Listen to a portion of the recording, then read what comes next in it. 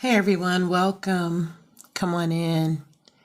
We're going to be doing this live for the trial of Cardi B. I think this is important. So while you guys are coming on in, come on in. Get myself together.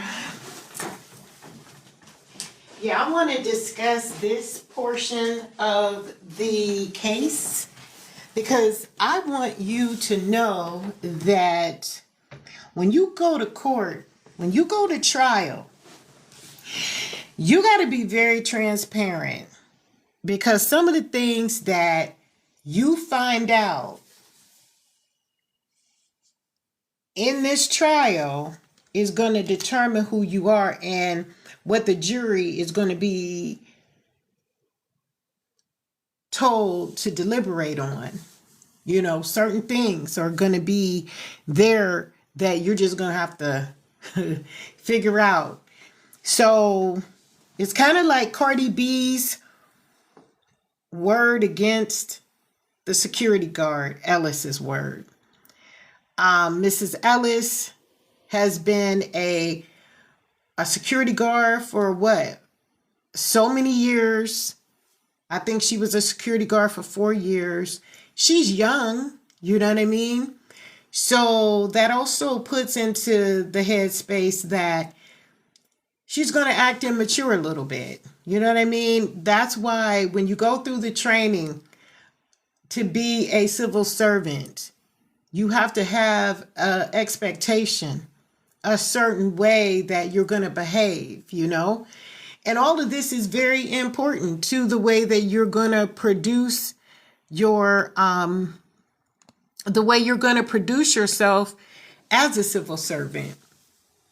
So welcome. Thank you, Denise, for joining. I'm getting ready to talk about how the criminal case of Cardi B was possibly judged unfairly, you know, right in the midst of it. You know what I mean? And this is one of the case areas I want to really focus on in her case. Hey, Sophisticated. So let's get going. This lady lied on the stand. So it looked like Cardi B probably gonna win. She's probably gonna get this. This case might get dropped because of the fact that the security guard, withheld documentation and information that she should have presented to the discovery in her incident report to Allied Security Service. But she did not report this. Now, mind you, during trial, at the very onset of an incident, you're probably more likely going to tell the truth about what took place. But it's not going to be to the point where you're going to tell the truth 7 years later. So this is a serious scenario that we're about to break down. Cardi B's attorney broke down. So let's listen. Welcome, everyone. Thank you for being here. Your lawyer showed you photos of the building that you were working on as a security guard in February 2018. Do you know the name of the building? I don't know the name. Was it Beverly Hills Medical Center? It could have been. Yeah, it was a medical facility, right? Yes. And the incident that you think happened that day happened at approximately 1:30 p.m.? Approximately, yes. And you knew at the time, when you saw Cardi B, that she was going to a medical appointment, correct? I didn't know where she was going, but she was at the building. And you understood that she was going to a medical appointment, right? She was going to an appointment, yes. And it was a medical building, right? Yes. So basically she's saying, yes, I'm a security guard. I'm supposed to be in this building. Yes, you know, did she know that Cardi B was coming?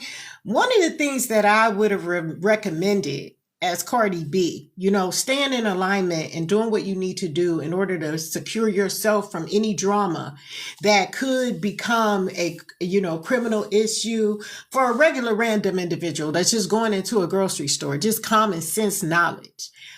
If you are a celebrity, it is very important for you to call your people up and say, listen, we have a meeting, we have a business meeting, or we have a doctor's visit. Can I come in through the back? Can I come in through the back? Because I don't want people to, number one, spot me because I just want to be a regular random today. I just want to be a regular American citizen. I don't want to be Cardi B today. I want to wear a blue wig today and not be Cardi B. But when you recognize a person for who they are, that person is going to stand out. It's going to be something about their aura, it's going to stand out, and it's going to make you say to yourself, well, wait a minute, ain't that so-and-so? Is just that type of vibration. So if Cardi B is not trying to be a celebrity today, then maybe she should take the back door instead of the front door. What are your thoughts? Maybe she should take the back door instead of the front door. Let's finish this. Now, this is Cardi B's attorney speaking to the victim who said that she needed plastic surgery in order to, get her face right after Cardi B allegedly, stabbed her in the face with her fingernail. But a lot of people, as victims, as we see, they don't always come with the real deal truth, especially when you have individuals who are trying to do something for money. You see? So, yeah, here we go. You said that you testified under oath in your deposition. Let me ask, do you remember your deposition was taken in this action? Yes. You remember taking an oath at the deposition to tell the truth? Yes. And that under the same penalties of perjury that apply in this courtroom, for example, correct? Yes. And you testified that you understood when you saw Cardi B that she was going to a medical appointment, right? Yes. So how did she know she was going to a medical appointment? Because she knows her building. This victim knows her building. She knows, per se, that there's only doctors on the 5th floor. Okay? But even bigger than that, she knew who Cardi B was. She knew. So to say and record under HIPAA in and of itself, the right of a individual to have free treatment to doctor's visits instead of being taken images of, that goes to also show you that the laws were not being followed by the security guard. The laws were not being followed. Now, after this incident, you talked to your supervisor at Allied, right? Yes. And she told you to submit a incident report, correct? Yes. And you emailed an incident report to your supervisor 2 days later, right? I don't know about 2 days, but I sent it to her, yes.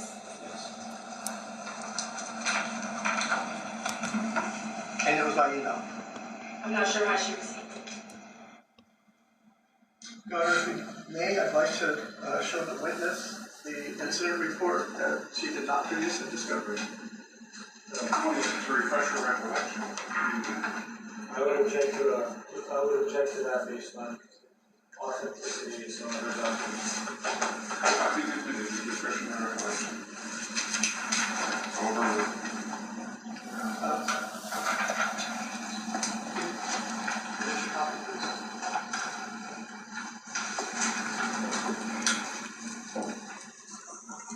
This is a document that you got from Allied pursuant to a trial subpoena. And So y'all see that, right? So Cardi B's attorney is saying, hold up, we got a subpoena. So we pulled the documents from Allied Security Services. We pulled the incident report that happened. Because, whenever, as a security guard, as a doctor, as anybody, when you are a public official, if something happens, you have to do an incident report. So she knew she did this incident report because that's something you're going to remember. I don't care if it's 5 years later, you're going to remember, wait a minute, hold up. I did do an incident report, to let people know what happened. But as you go on through the case and you have an opportunity to get paid, now your story changes. Her story changed big time from the incident report that Cardi B's attorney is going to share. And that's the amazing part. That makes me think this victim withheld discovery information, which then in turn makes her unofficial. It makes her a liar on the stand. On the stand, total liar. What's your thoughts? Here we go. It's not in the book, so let me provide a copy. Should I hand it to the clerk? You can push. Oh, thank you, Ron. Just make sure. Here you go. Does that refresh your memory that you sent an email to your supervisor on February 26, 2018? Okay, Do you recall that now? I don't, but I'm looking at what you gave me. And that's your email address, right? Yes, And it's addressed to your supervisor, Jasmine? yes, And it's dated February 24, 2018?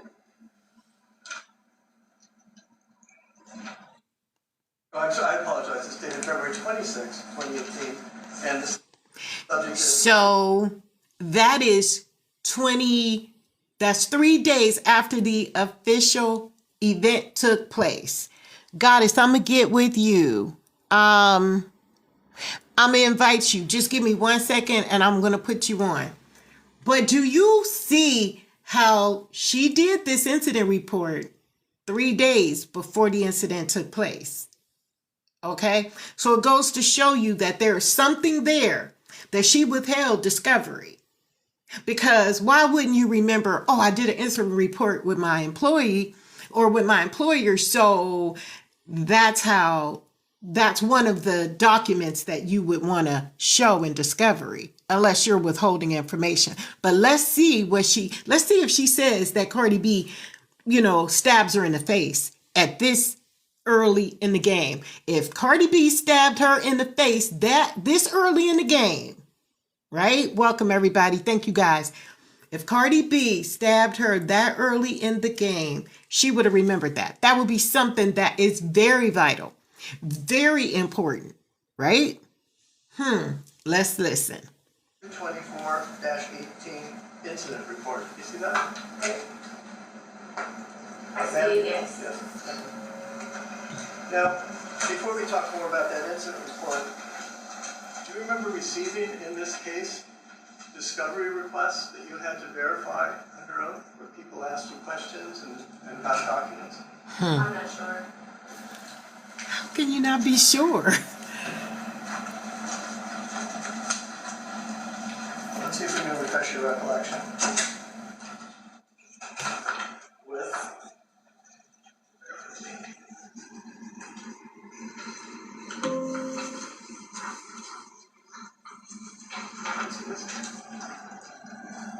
Client's response.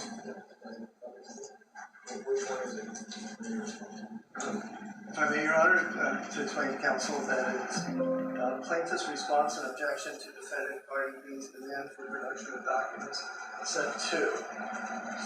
And can I approach? Sure. Thank you. Move to the last 2 pages. Is that a verification by you, signed by you, under oath, that the statements in the response are true and correct? I'm sorry, were you asking me? Is that your signature on the last page here? Yes, And you verified that, you signed stating that under penalty of perjury, the statements in the document are true, correct? yes. Okay. I'm not sure. Well, please look at it. you could please look at pages 5 and 6. The plaintiff has no emails related to this lawsuit. Are you asking me about this email on the paper? I'm asking you about the response. You made a discovery in this case stating that under oath you have no emails that relate to this incident. Is that Well, that's correct? correct. I don't have access to this email anymore. Okay. So you're okay. Let's go back. Actually, we have one other response, another sworn response. Your Honor, I would like to show the witness plaintiff's responses to defendant Cardi B's special interrogatories, which, rather than asking for documents, ask for information. Where's the date of the document? It was So she was asked by the attorneys or by the council people who were putting together the documents for the attorneys. She was literally asked, do you have any other statements that you have provided to professional camera people, online podcasts, anything that will eventually show up, because they're telling her that if you don't tell the truth, it's going to be looking very bad when the discovery comes back and shows you that you lied. She lied from the very beginning. Now, mind you, maybe she didn't lie. Maybe she did not remember. Maybe that would be her situation. But I'm just curious to know if her face, the stabbing in her face, was actually put in the incident report. That's what I'm trying to figure out. Okay, let's see. served on January 3rd, 2024. And the verification is dated January 30, 2024. Yeah? Well.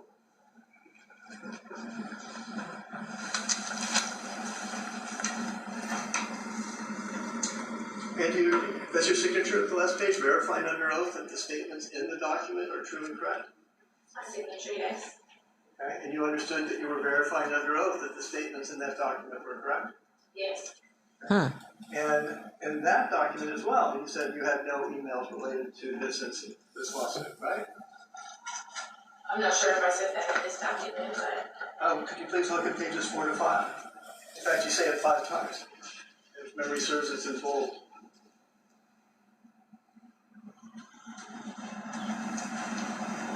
okay. And you never produced the email that you sent to your supervisor on February 26th in 2018 in this lawsuit, did you? I don't have access to that email, sir. My question to you is, did you ever produce that email? I'm not sure if I know what you're asking. Come on. You have discovery obligations. Did you ask Allied for a copy of the email that you are now testifying you couldn't access? I wasn't in communication with Allied. Okay, so let's talk about what you said on the email to your supervisor 2 days after the incident. If you look at page 1, it states that you were the daytime guard on duty at 8920 Wilshire Boulevard. You were on patrol, and I had, quote unquote, I had 2 cell phones. The work phone and also my personal phone. I had my cell phone to my ear. Do you see that language? Okay. Do you see the language? I see it, yes. And you wrote that 2 days after the incident? I don't remember writing this, but this is what you have. Your Honor, I would ask that you read the whole sentence for completeness. I don't have it in front of me, so I don't know that. Well, that's the portion I intend to read. I mean, he's welcome to read whatever he wants to read. Well, he's just reading half a sentence. It would be unfair if we... Why don't you provide the whole email? Yes, Your Honor. Let me actually include the declaration that came with it. About like,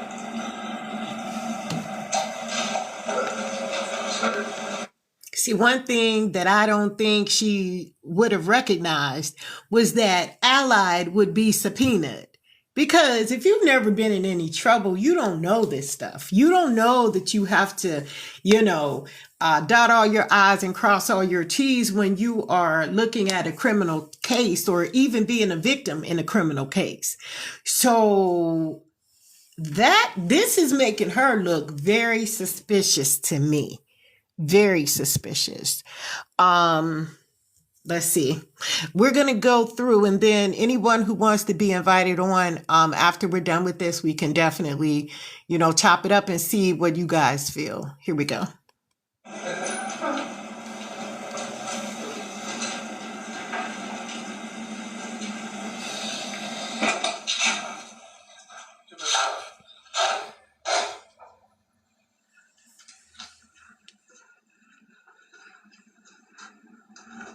Talk about the first paragraph.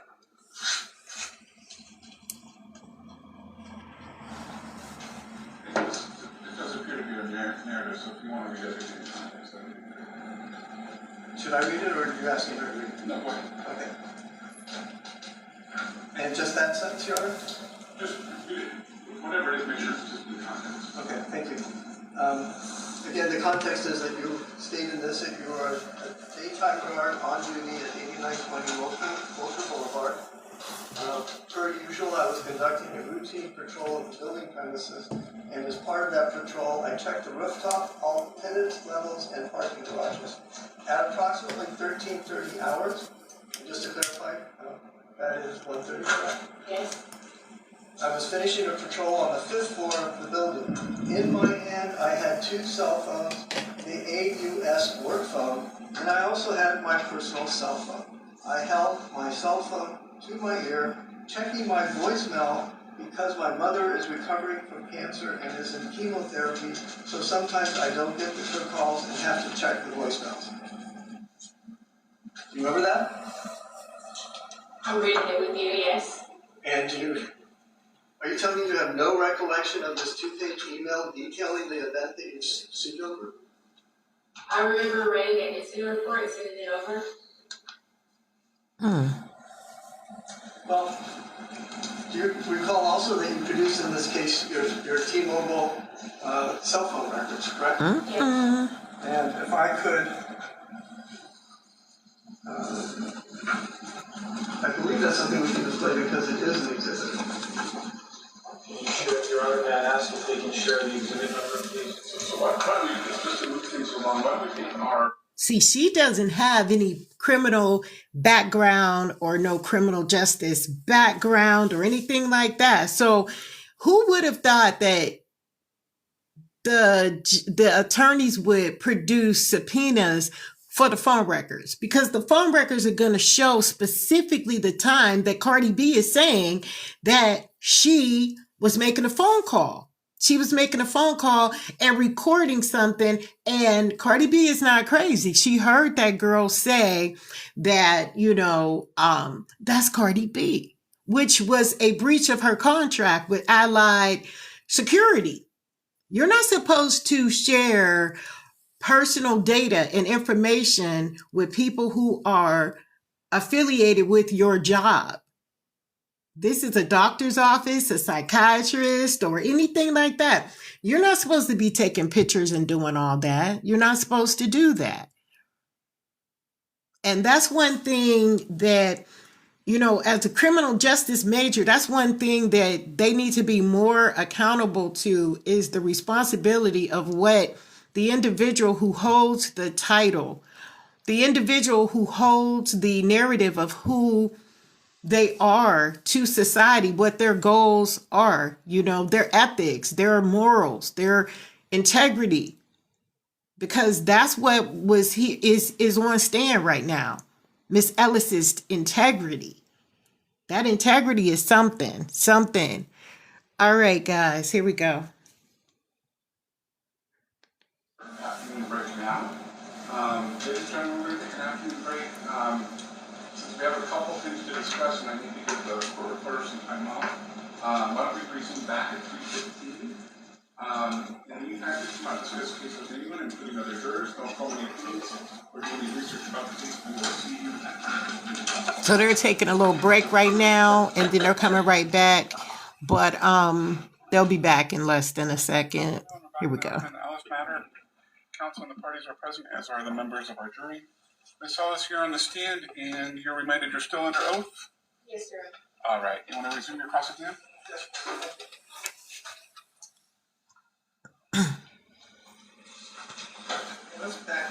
Let's back up just a little. One second. So, on that day in February 2018, when you were on duty as a security guard, you were wearing black boots, right? Yes. And you testified earlier when your counsel was asking you questions that you had a earpiece and you were checking voicemail.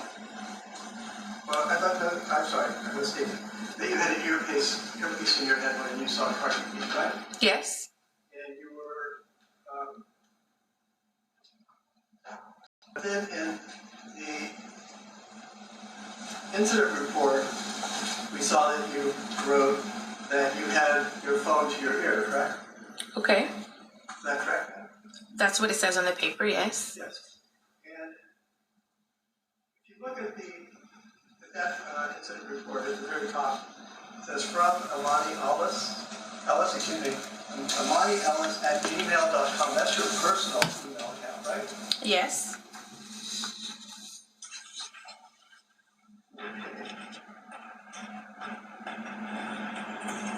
And is doing incident reports a normal practice in the security guard business? When something happens, yes. In fact, you do daily activity reports as a security guard? Yes. So the reports are very important, right? Yes.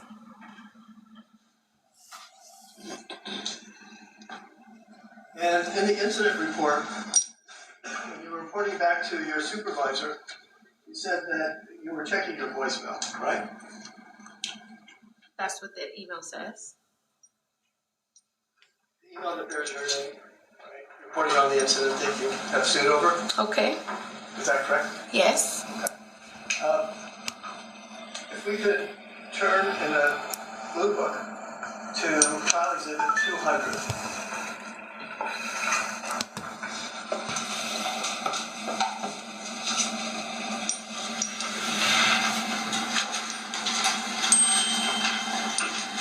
You see it? Yes. And that's a letter from your lawyer to me. Okay.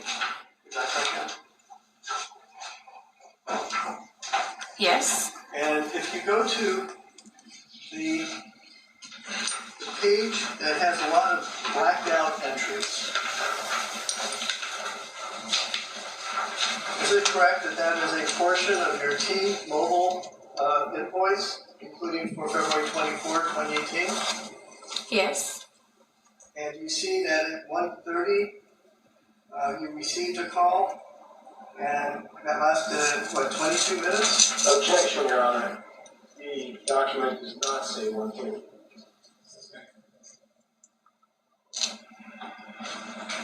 Well, maybe my glasses are, I need to get a new prescription. Do you see the entry? It's 1:10 p.m. for 22 minutes? Yes. Okay, that was a phone call that you received and talked on the phone for 22 minutes? Yes. Okay. And at 1:40, you made an 8-minute phone call? Yes.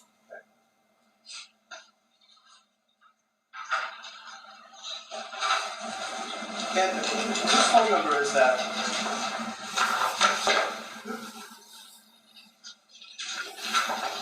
Which time are you referring to? 310-403-3656. I'm sorry, can you say that again? Yes, absolutely. I apologize. 310-403-3656. I don't know who the number belongs to, but it's probably a family member of mine. Is that Nicholas Jackson's phone number? Probably yes. When you saw Cardi B, you said something to the effect of, wow, that was Cardi B? Something to the effect of that. that point, as a security guard, you knew it would have been improper for you as a security guard to tell people that Cardi B was a patient at a medical facility, correct? I didn't tell anyone that I saw her. Can you please answer the question now? I can repeat it if you would like. Okay. Isn't it true that as a security guard, who'd been trained, as you said, and worked for 4 years, you knew it would have been improper for you to tell people that Cardi B was a patient at a medical facility? Objection, answer. It would be improper, but I did not tell anyone I saw her. Move to strike everything after improper. So the other question can answer the question, okay? So if you can answer the question with a yes, no question, essentially it's no. Yes, Your Honor.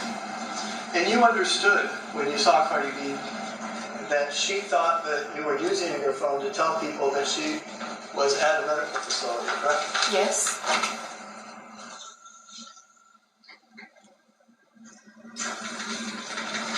And as I understand it, you denied that you used your cell phone to photograph or film Cardi B on that day, is that correct? That's not true. I didn't record her or film her. The question was, is it correct that you denied using your personal cell phone to photograph or videotape Cardi B on February 24, 2018? Yes. Objection, vacant of the videos. And isn't it correct that you don't have that phone, right? You no longer have that phone, you disposed of it. You can't show us that phone and show that you don't have any photographs or videos of Cardi B. Isn't that correct? Yes.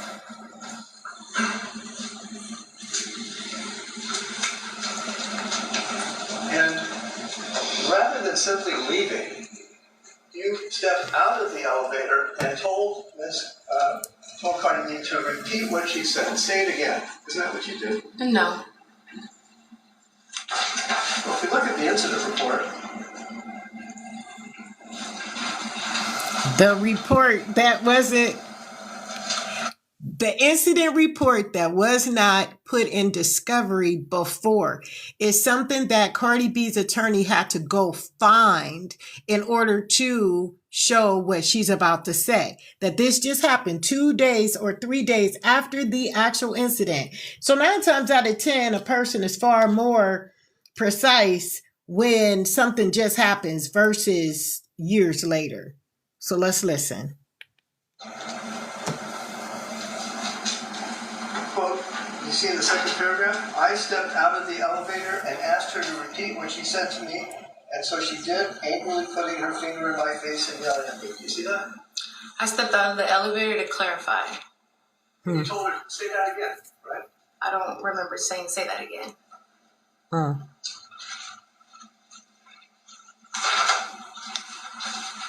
And your testimony was that you and Cardi B yelled at each other for 30 seconds. She yelled at me. My voice was firm because I was upset.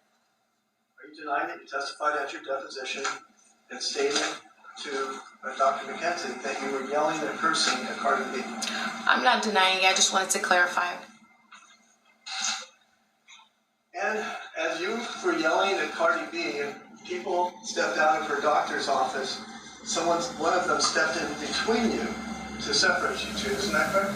Yes, because she was in my face. And the people came out of the woman's care doctor's office? Employees came out from the 5th floor. I would assume they were from women's care. And the woman who stepped in between you came out of that office? I believe it was her, yes. And you testified in your deposition that Cardi B spit at you after the other people came out of the doctor's office, isn't that correct? She did. Move to strike as non-responsive. And if Why don't you just clarify the question? you testified at your deposition under oath, you said at that point that Cardi B spit at you after the other people came to intervene in the argument, isn't that correct? Yes. And yet, in the report, you state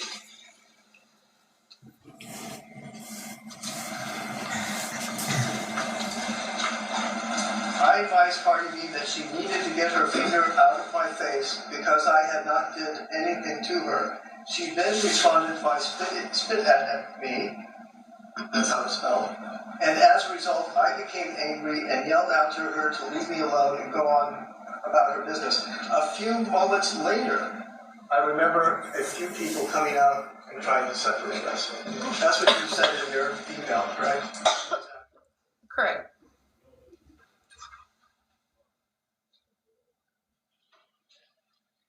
And you stated in your incident report that Cardi B's nails were 3 inches long. They were. Your Honor, if we could ask for the information for the witness to answer the questions I'm asking. Yeah, so please just focus on the question and answer the question as asked. Yes, Your Honor. And the question is, you claimed in the incident report that Cardi's nails were 3 inches long that day. Isn't that true? Yes. And you testified at your deposition that Cardi pointed her fingernail at your face, right? Yes. And you state in your February 26, 2018 incident report, bear with me for a second, I'll get this one and I didn't bring it with me. You state in your incident report that she scratched you on your nose, right? Objection, this states the testimony of the witness. Oh, it's contrary to it. Sorry, Your Honor. You testified in this trial, that Cardi B cut your cheek. Yet you stated in your email to your supervisor on February 26, 2018, that Cardi B cut you on the nose. Isn't that true? Objection, this states the testimony. She put her finger in my face. Okay, first of all, you have testified here today under oath that Cardi B, 7 years later, that Cardi B cut your cheek, your left cheek. Isn't that true? Yes. And you state in your report 2 days after the incident that she scratched your nose. Quote unquote, third paragraph. At this time, she continued to yell at me and point her 3-inch acrylic fingernails into my face, scratching my nose. See that? Yes, but into my face.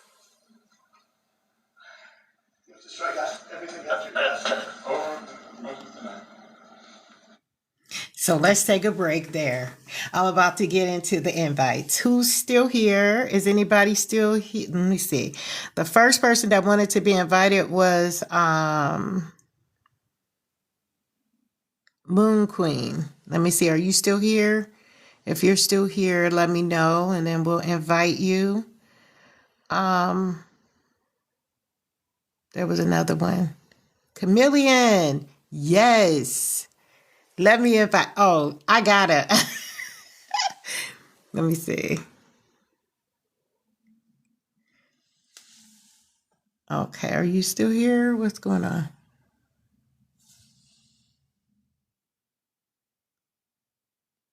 Okay, so I don't know. Okay, let's invite Brian and let me see.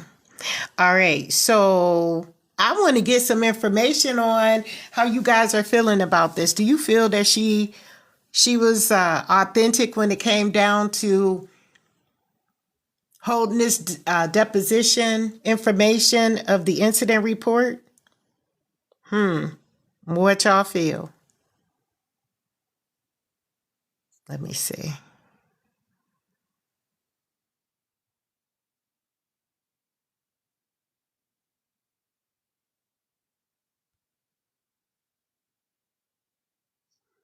Okay, so I sent some invites and I'm going to give it a few more minutes, but that's what I wanted to get on and just say today, that technically I wanted to just share with you guys and break down the reality of the fact that this lady withheld the incident report. She withheld it, and I don't think that that is the right thing to do when it comes down to someone wanting to get information that is going to be beneficial to their case. I mean, that's something that she should have definitely reported, definitely reported. So, yeah, that's what I wanted to say. So I'm going to give it a few more minutes and let me see. See if anybody want to come on, say anything today.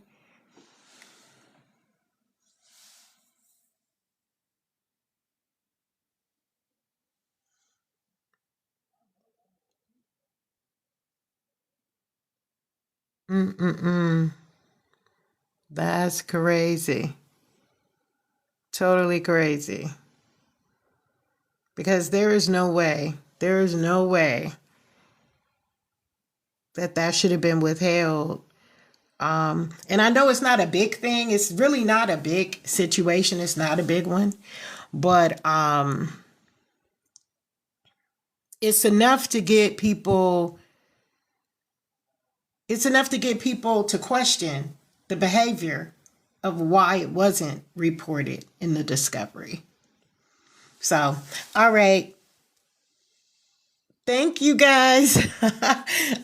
This is just a live that I'm just talking to get people's point of view about what they feel about the Cardi B case. So if you want to be on and we can sit back and chat and, talk about some things, just hit me up in the DM. Thank you.